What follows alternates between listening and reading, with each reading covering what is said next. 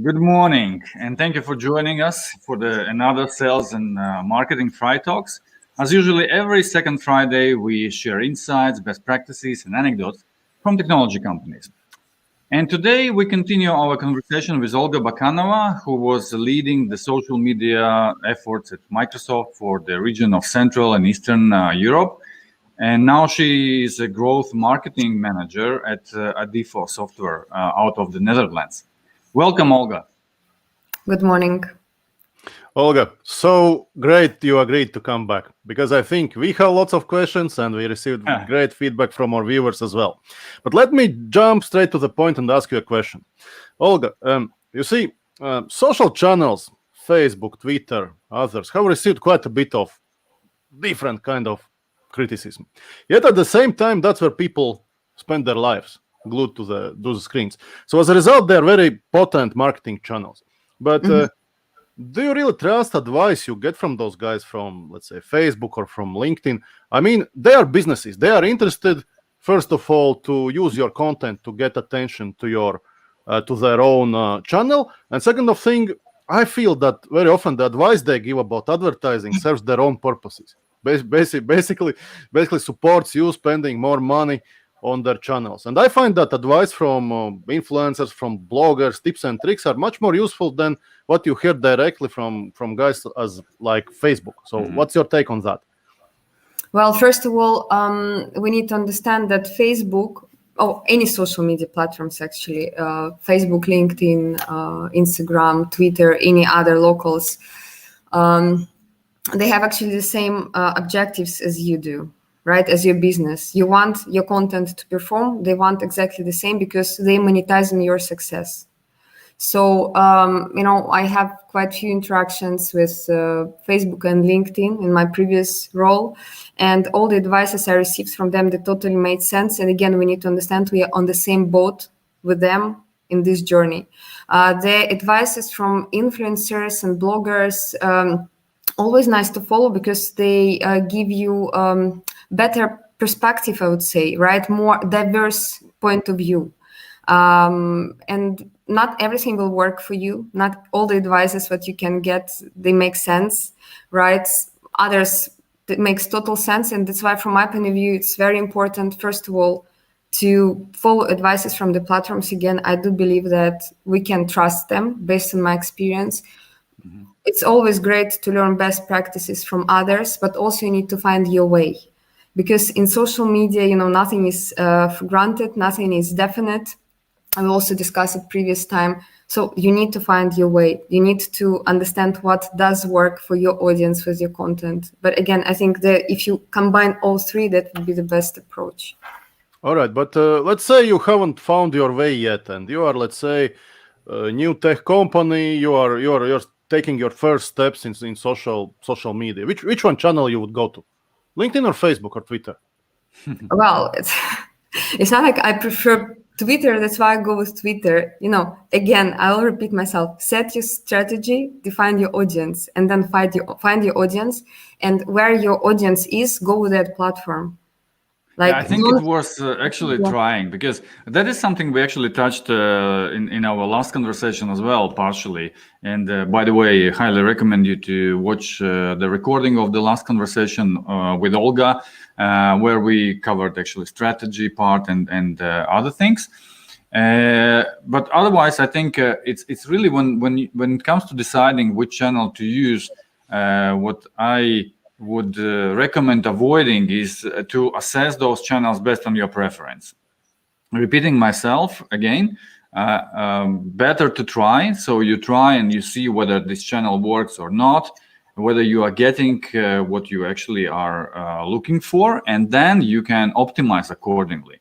Definitely leverage several channels in the beginning, and then focus on those which brings you really the outcome you are up for.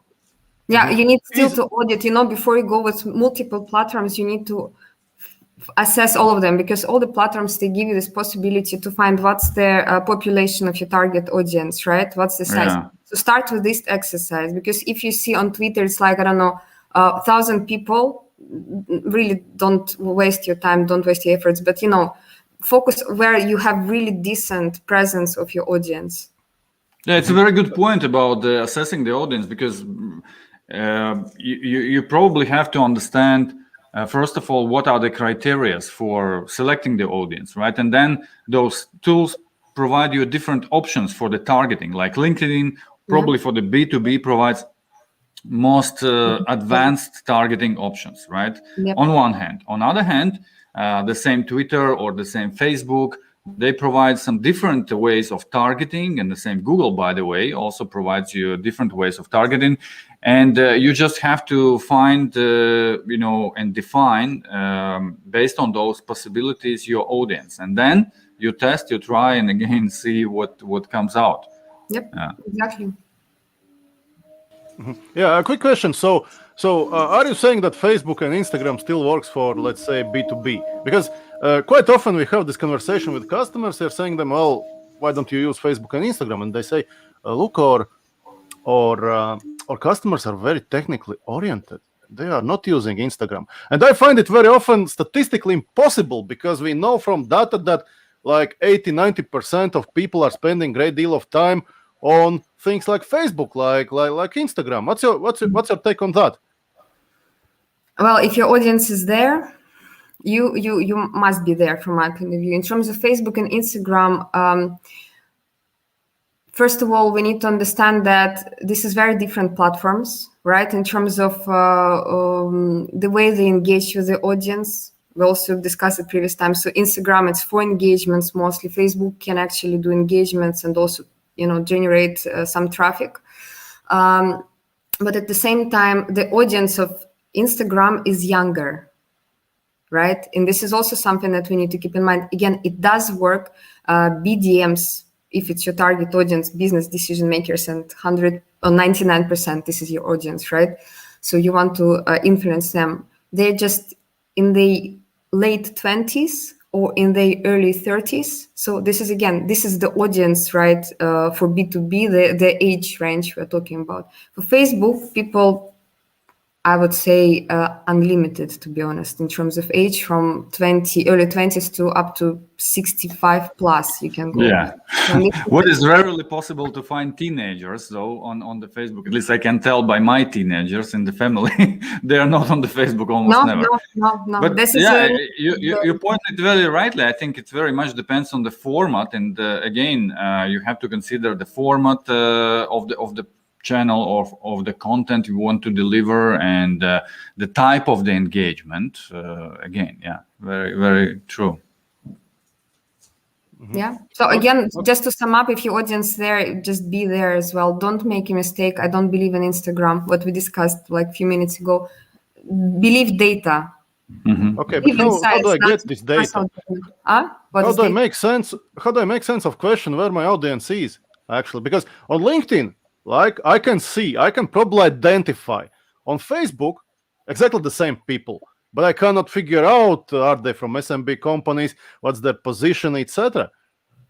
We discussed it previous time, like how you can find your audience actually. And Facebook helps you. They give multiple options how to create your audience. First of all, you can create lookalike. And secondly, they also allow you to create a similar audience to the existing followers of your page. And then you just can do A/B testing, and you can see, does it work for you or not again? So I agree, LinkedIn is the best option. But if you think about cost per action on LinkedIn versus cost per action on Facebook, it's for small enterprises, it can be unaffordable, to be present there with paid promotion. And paid promotion makes much more sense, because organic, the platforms to build their algorithms in a way that you, again, monetize, right, in the success. And if you want to have a good performance, you need to plan some budgets for boosting of the content. So that's how it works. And Facebook, it's much more scalable than LinkedIn, and it's much easier to find and reach your audience. If you find it, it's much easier to reach it because of the very decent cost per action. Yeah, I think it's also important what you just mentioned about the organic versus paid.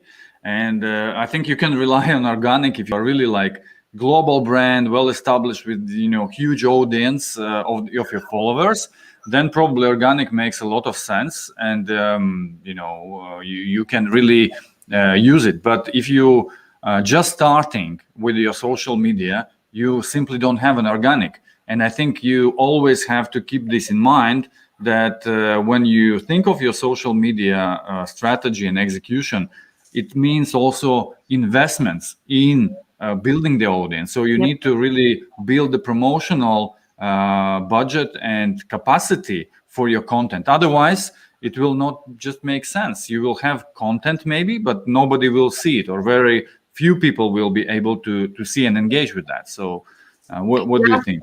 Yeah. Look, first of all, if you don't, it's relevant for all the brands.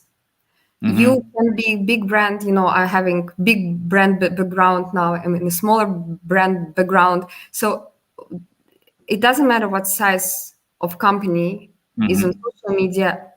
My high recommendation to plan your boosting budget. Organic doesn't work. If you want it to work, you need to have hundreds of thousands followers. In this case, you can generate some decent, not perfect, quite decent organic performance. But again, you really need to put lots of efforts to build this, followers base, and it can cost you lots of time. And while with boosting, you can actually find your audience, even if it's outside of your loyal circle. So that's my high recommendation to everybody, to every brand. When you set your social media presence, always think about some budget that you will put for the content, promotion. Otherwise, think you invest so much time to create content, to probably hire somebody who can manage social media, and then the end of the story that very few people see that. You don't have engagement, you don't have reach, you don't have clear outcome, you don't have traffic if it's, if your objective is there is no outcome of organic content. So always think about, some budget for promotion. And here, different platforms, they have a bit different algorithms. So on Facebook, I would say the probability that organic performance will be okay, it's close to zero, based on my experience. On LinkedIn, if the content has a very high, has a spike in interest within first few hours, and if I'm not mistaken, has like 25 or so engagements, then immediately the platform gives a boost to it organically. But you need to have this content in place, and you can't, with every post that you go with, to spike this organic interest. It's really very, very difficult exercise. Can you tell me what are you looking at? I mean, if you are boosting your posts, what kind of performance benchmarks would you generally expect? I even would expand this question a little bit more. Like, in general, first of all, before we look at the benchmarks, what are the KPIs you have to look at? How to measure the success? Exactly. And then what are the benchmarks? I think it's a very good question. And Andrei's life is here, right? Somebody is doing some renovation. So in terms of KPIs, what you need to think of, and again, I see based on my experience, I'm connected with various companies, various countries, and I see that many of them stop to measure performance with reach, clicks, and engagements. So this, quantity KPIs. While I always recommend to think about qualitative KPIs. So KPIs that can help you to understand how good was content and how relevant it was for your audience. And here we come to such things as CTR and ER, because this is actually the ratio between impressions and how many engagements or clicks were generated. So by, this not indirect KPI, you can't really impact this, but you can measure it. And also I highly recommend to look at cost per actions, for instance. People usually don't do that, but if you look to CPA and you see that, because high interest your content has, lower CPA is. This is the fact. And when I we were setting up the social media hub, we were actually considering cost per action for each and every post, because by having this data in place, CTR together with CPA or ER together with CPA, we could understand actually how our audience reacted to this platform. Was it a high interest content or not?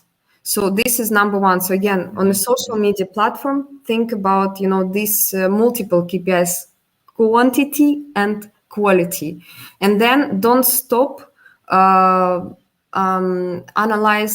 analysis here. So only on social media platform, because if you take your audience to the website, check their behavior, right? So the people whom you brought from social media, how do they behave? What's the bounce rate? How much time do they spend on your social media page? Do they interact, right? Do they go to another pages, or they just leave and that's it? So this actually also will help you to understand, is it interesting for what are you saying? Are you saying that basically when you think of the measuring success of your social media efforts, you have to think not only within the channel itself, like, engagements, clicks and stuff like that, but also outside of it? So what happens then next? Because that is probably what you are looking for, right? Absolutely. Because again, number of clicks doesn't mean number of visits. It's not equal, right? People can drop while the clicking. Yeah, and visits can be very different, right? Yeah. And you don't know how many unique visitors you brought with this post, for instance. But if you create tagged link, you really can get so many insights, which will help you also to understand, what's to do next. Was this content good enough for my audience to stay on the page, or they dropped within 2 seconds? Because you also need to keep in mind that statistically people make decision within 2 seconds. Do they want to stay on the page? Do they want to look at this post? Do they want to watch the video? 2 first seconds. And when you create social media content, is it video or article or blog post, whatever, 2 seconds, think of that.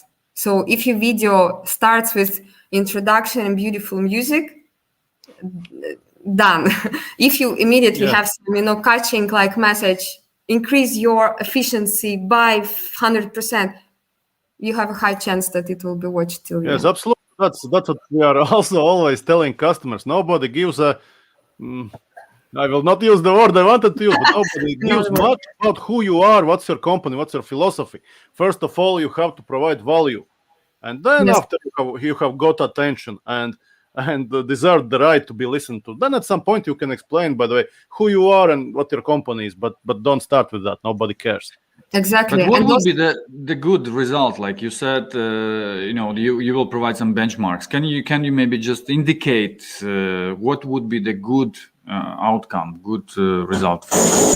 Yeah, I will indicate it, but just another thing what I would love to recommend to social media managers to monitor is also insights from community management, right? So the comments you've got, the questions you received via Messenger, for instance. So like really try to, to collect all the information what you have in one place and make your decision. So in terms of benchmark, I think it's one of the trickiest questions for social media, and of course I will give benchmarks for ER and CTR, because for each and for quantity it really depends on how much money did you invest. So this is not something that makes sense to provide you a benchmark. But in terms of ER and CTR, there are various numbers that you can get from platforms, right? They give kind of industry or segment agnostic benchmarks. And here I think it's really important again to define your ideal one. But what the platform says, for instance, on Facebook, they say that the good CTR is from 2 to 5%. From my point of view, it's very optimistic. That's very high. I mean, I haven't seen this kind of CTRs in B2B products or offerings. These tend to be boring. if you have some video with cats and you're targeting it at cats lovers, no doubt you can reach 5%. But if you are selling enterprise software, no, it's just that doesn't happen. It just means that you have to show the cat before you show your software, and then Okay, we'll just to drive show an engagement. that you're selling software, and then you can succeed really. Yeah. So my takeaway that the CTR what makes sense is 0.5, 0.9. So this is where you actually can measure success and say, okay, it's good. Yes. So for engagement rate, this is 0.1. So this is based on my experience, and for LinkedIn, for example, you can't find those benchmarks. They kind of, maybe some bloggers, they give this information, but the platform, they don't have this, they don't share this, at least with us.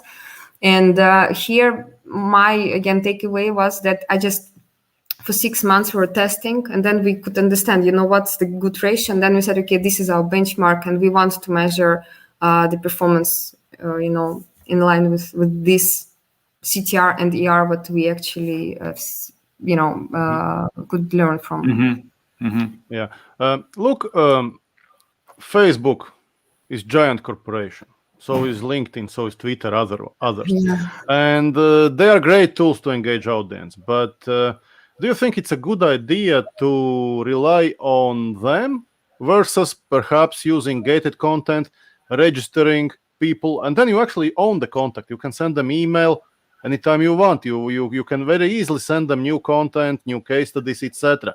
And emails you own them as long as it's GDPR compliant, as long as you have consent for that, you can send people information. Now Facebook went down like a week or 2 weeks ago. There may be different things, lawsuits, regulation, everything. And one day you can wake up and with Facebook basically saying, sorry, we cannot do the same things we did yesterday today, because for multiple reasons. I like this question. I really like this question because we can actually cover quite a few things here. First of all, we need to recall what we have discussed with you 2 weeks ago, the objectives of social media. And objectives is not to convert unknown leads to known leads, right? We build relationship. We introduce ourselves. We create a loyal customer circle. And if you try to sell something in social media via gated content, because from my point of view, it's selling, you want to exchange. Not selling, but you're exchanging, right? Personal data versus content, what we can provide to you. From my point of view, this is not the way you can build relationships. So establishing relationship and converting unknown leads to known leads, this is actually just different levels of the same process. So you remember we discussed with you warm-up, band, social media, superstar, paid media. So my high recommendation, don't push sales content in your editorial calendar for social media. Keep it for paid media. Question regarding Facebook, I love it. I love it so much because in my it was everywhere in the news a year ago, a little bit more than a year ago. Quite few global brands, they discontinued for some time, like for quite a few months, to publish content on Facebook due to lots of violent content which wasn't managed by the platform. And for me, it was a wake-up call, right? So I thought, okay, we can't focus on one platform. We need to diversify our social media presence. And this advice I will give to everybody who is now on the call. Don't focus on one platform, because if all of them are disconnected, probably there is a much bigger problem than social media. And I think social media will be the thing we will worry the least about, right? But to think that all of them are disconnected at the same time and regulations changed for all of them simultaneously, I don't think it's a very realistic scenario, to be honest. So that's why, again, search for your audience, verify all the platforms where your audience is, and create tailored content for each and every platform. So communicate through various channels with your audience. Don't focus on one platform. And leverage boosting, I assume, at least paid media, right? Absolutely. That is what we discussed. That's a good summary of this first part of the discussion. What I suggest, we maybe also devote some time on discussing the community, because you mentioned that this is also one of the functions or one of the objectives of the social media as well, to build this community where people not only just follow you, but they also participate in your brand conversations. Can you share maybe some insights from your experience based on the community management? Community management, this is, from my point of view, the most exciting part of social media, because if you read different blogs, listen to the trainings, podcasts, people usually talk about setting up social media, and they give you insights till the content is posted. And what happens after, like, I don't see that people really understand how valuable this after posting conversation, what happens with your audience, and interaction, what happens with your audience. So so that's why, again, when you set social media, ensure that consider that you need to manage the community, ensure that you can manage this on all the languages which is in your portfolio, and etc. So in terms of community and how to build it, my personal opinion, followers and community is absolutely not the same thing. Followers, they're following you, they're unfollowing you, they're not that loyal to the brand, they like your content, they're here, they kind of don't care anymore, they're leaving. And community, this is actually a loyal circle for you, and they community comes, when I explain what's community, think about two things: communication and unity. So communication between brand and audience, and then communication within the audience. And second part, unity, so something that unites you with your audience. And usually in this case, we talk about values, right? And again, we come to the relationship stage of, and objective from social media. So, and in terms of managing community, unfortunately, we don't have much time. So how to build community, not to manage, but to build community. So first of all, again, be responsive, manage your community, answer all the questions, be on time, give yourself 48 maximum hours to answer the questions, comments that you received from them. My advice, 24 absolute maximum. So do you have to have somebody who kind of moderates, or you at first stage just need to follow what is happening? No, you need to moderate, I think. It's like, if you follow, then it's not community. Again, we are going to the follower stage. Brand follows their community, followers following the brand, and there is no relationship. Everybody follows each other, and that's it, But for the community, you need to have somebody who really, into the topic, who continuously monitoring what's happening there. And also, when you think about community, it's not only post period, it's pre-post period, because you also need to reflect in your content. Like, you can't be self-promotional, you can't push sales or gated content. You need to create content which is, again, tailored for your custom for your target audience, and then you can convert followers to the community. Community for me also looks like a good opportunity for testing different type of content ideas, right? So because first of all, you can get a lot of insights from just reading comments and seeing what people actually discussing. And this is not only in your community, but you can also look for competitors, you can look for some interest groups and whatever else to source ideas, right? But secondly, then you can come up with some, ideas to test, right? Hey guys, what do you think about this? Yep. You can post some maybe polls, right? And just, see what people think on one or another topic, or what actually top of mind of your audience, right? Yep, absolutely. And also one thing, what I want to highlight, once you have social media set, community management set, ensure that you have crisis management protocol in place as well, because this is high risk area, right? Social media, to ensure if you have some negativity there and your brand is not a gingerbread, you will not be liked by everyone. This is like given, just accept it. So ensure that you have crisis management protocol in place, defined with the first day your first post is published. Yeah, it is very, very important. And here we have to stop, unfortunately. Again, time is running out, but we have a couple of questions actually from the audience. And there is two similar questions in terms of channels, and we kind of covered that. But one question is about what is the best marketing channel for subscription tour trip business? And another one question comes about about dental professionals, whether LinkedIn is a good place to hunt for them, or Instagram is better. Do you have any thoughts on those questions? Well, hunt for what? Again, for me, it's quite generic questions. And first of all, who's your audience and what's your objectives? And then you have these two questions answered. You can, have an understanding which is the right platform for you. So that's why for me, this it will be too bold assumption to say go to Instagram, because I really do. Or go to LinkedIn. Again, depends. If you want to hire new people to inspire them, I don't know, then probably LinkedIn.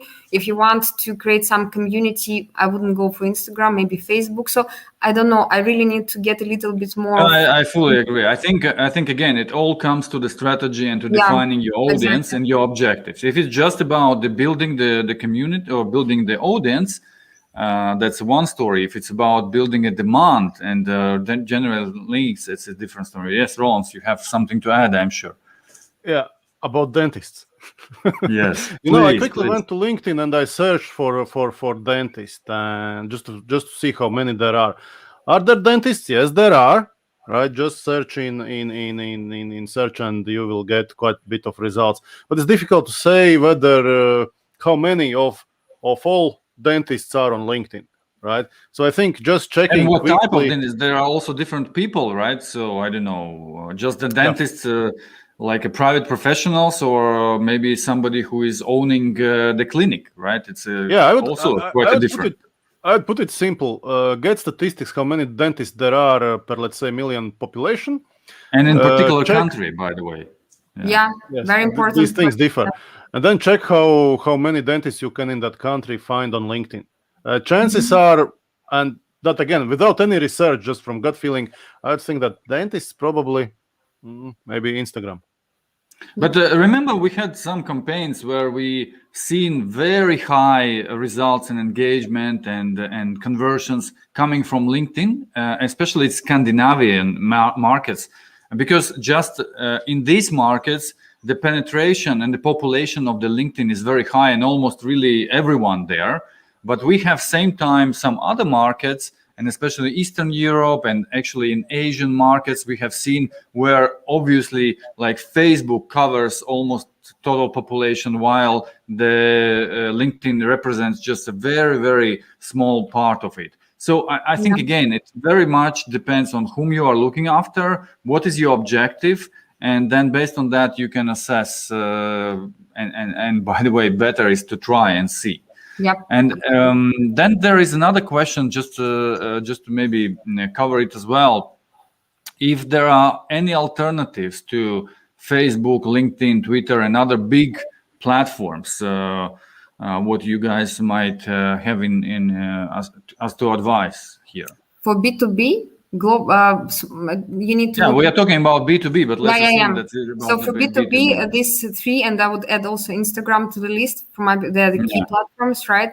What is good idea to look in your specific market, right? Because we have quite a strong presence of social media platforms in quite few countries in Europe, right? And China, for instance, it's totally different story. Yes. But WeChat, like in Russia, this is VK.